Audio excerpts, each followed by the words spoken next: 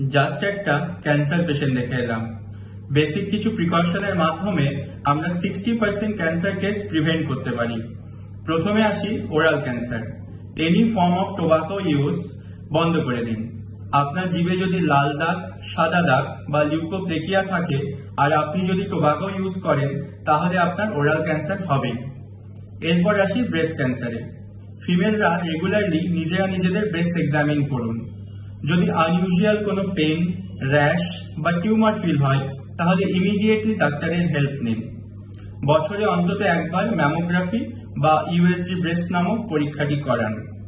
Spicy food, processed food, package food বা খুব গরম খাবার অ্যাভয়েড করুন। এতে কোলন ক্যান্সারের চান্সেস কমে। প্রচুর পরিমাণে ভেজিস আর ফ্রুটস খান। ফিমেলদের সার্ভাইকাল ক্যান্সার কিন্তু প্রিভেন্টেবল।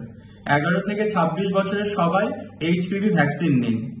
রেকমেন্ডেশন রয়েছে সেক্সুয়ালি অ্যাক্টিভ হওয়ার আগেই কিন্তু এই ভ্যাকসিন নিতে হয়। যদি কোনো কারণে মিস হয় তাহলে 45 ইয়ার্স অবধি যে কেউ এই ভ্যাকসিন নিতে পারে।